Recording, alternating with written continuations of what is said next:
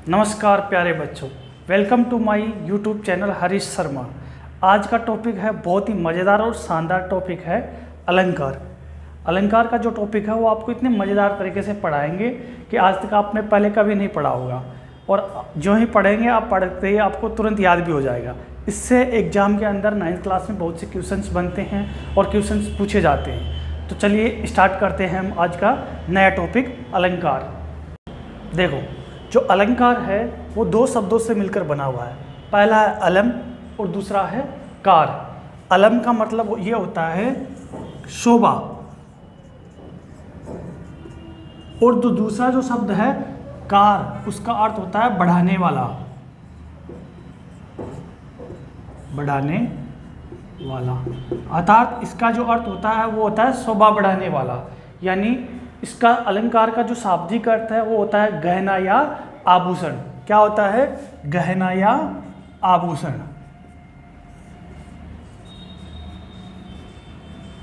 आभूषण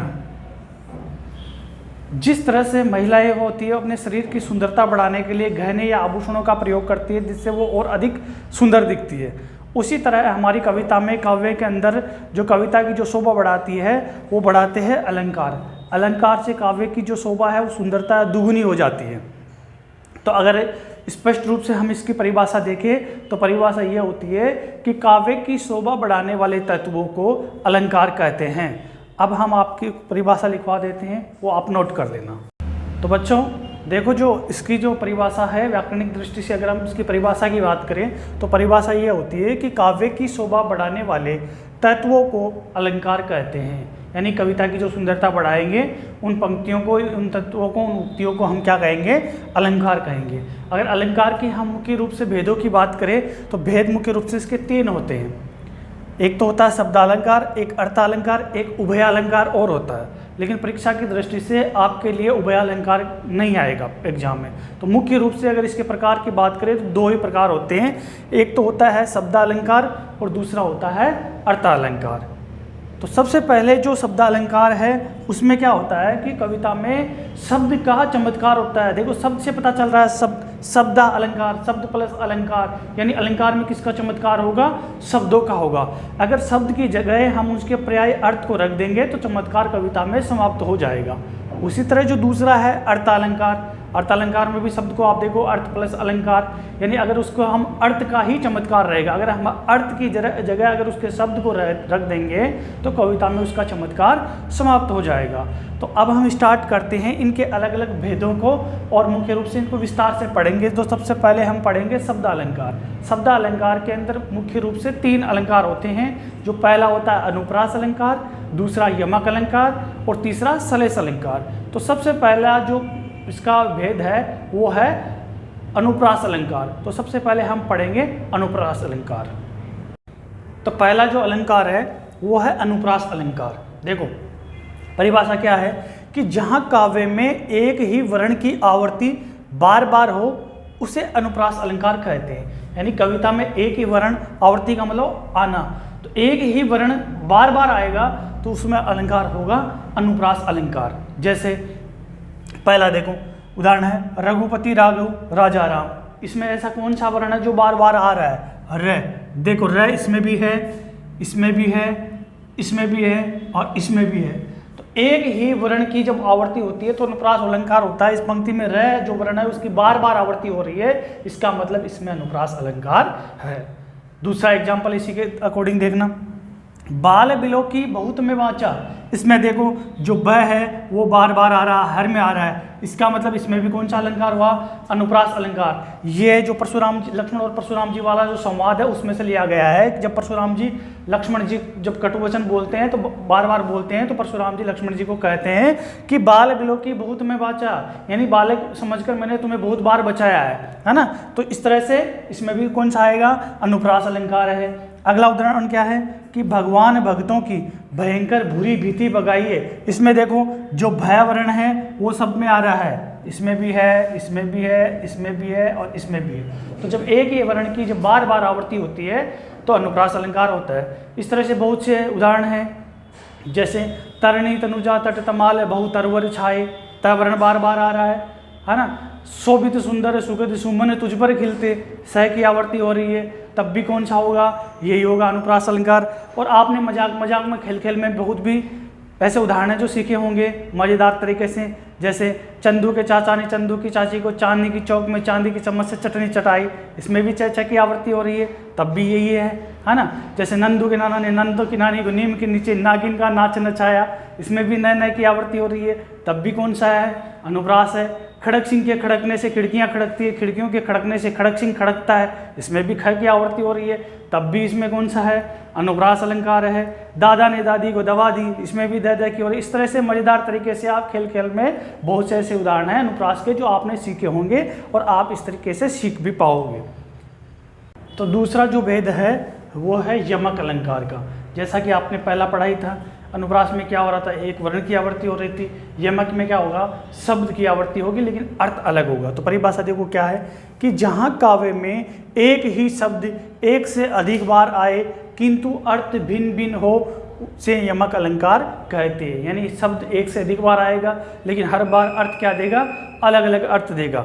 जैसे कि जैसा पहले उदाहरण से समझते हैं, पहला उदाहरण क्या है कि कनक कनकते सो गुनी मादकता अधिकाय, या खाए बोराय नर व पाए बोराय। देखो इसमें जो कनक जो शब्द है वो एक से अधिक बार है, इस बार भी इसमें भी है और आगे भी है, एक से अधिक बार है, किंतु हर बार अर्थ क्या देगा, वो अलग अलग देगा। एक कनक का जो अर्थ है वो तो होगा सोना, क्या होगा, सोना, और दूसरे कनक का जो अर्थ है वो होगा धतूरा।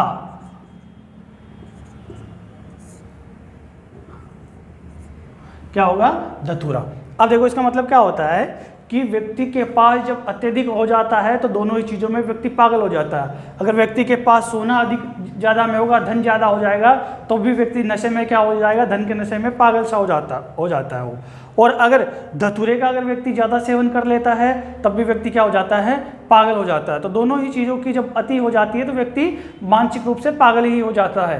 तो यमक अलंकार में यही है कि जहाँ काव्य में एक शब्द एक से अधिक बार आए किंतु अर्थ अलग अलग हो तो यमक अलंकार होता है। और जो शब्द है एक ही है लेकिन अर्थ क्या दे रहा है, अलग अलग दे रहा है। उसी तरह से अगला उदाहरण देखो, काली घटा का घमंड घटा। इसमें देखो घटा जो शब्द है यहाँ भी है और यहाँ भी है, शब्द एक से अधिक बार आ रहा है लेकिन अर्थ दोनों रूपों में वो अलग अलग देगा। एक जो घटा है इसका अर्थ होगा बादल, क्या होगा, बादल, और दूसरी घटा का अर्थ होता है कम करना, कम करना।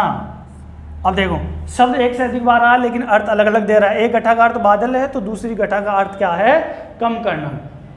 ये यमक अलंकार के उदाहरण है। इसी तरीके से बहुत से उदाहरण हैं, जैसे तीन बेर खाती थी सो तीन बेर खाती है, तीन बेरा हो गया, दोनों रूपों में अलग अलग अर्थ है, तो तब भी कौन सा उदाहरण होगा इसका, यही उदाहरण होगा, यमक अलंकार का ही होगा। इसी तरह से अब जो तीसरा अलंकार है वो पढ़ेंगे हम। अब देखो जो तीसरा है वो है श्लेष अलंकार। श्लेष का अर्थ होता है चिपका हुआ, अर्थात जहाँ काव्य में एक शब्द के अनेक अर्थ निकले उसे श्लेष अलंकार कहते हैं। श्लेष जो होता है वो चिपका हुआ रहता है, जिस तरह से मान लीजिए कोई किताब के पन्ने हैं वो एक दूसरे से चिपके हुए रहते हैं, पता नहीं चलता। उसी तरह जो श्लेष अलंकार में एक शब्द होता है वो चिपका हुआ रहता है जिसके अर्थ बहुत से होते हैं।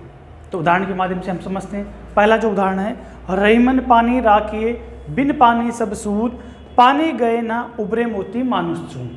इसमें देखो एक शब्द है लेकिन वो हर के संदर्भ में अलग अलग अर्थ दे रहा है। जो पानी जो शब्द है यहाँ पर वो हर के लिए अलग अलग अर्थ दे रहा है। जैसे मोती है, मोती के लिए जो पानी जो शब्द है उसका अर्थ होता है चमक, मोती में क्या होती है, चमक होती है, ठीक है। और मनुष्य के लिए जो पानी जो शब्द है उसका अर्थ होता है उसकी इज्जत या उसका सम्मान, ठीक है। और जो चून जो चूना होता है, चूने के लिए इसका पानी का अर्थ होता है जल।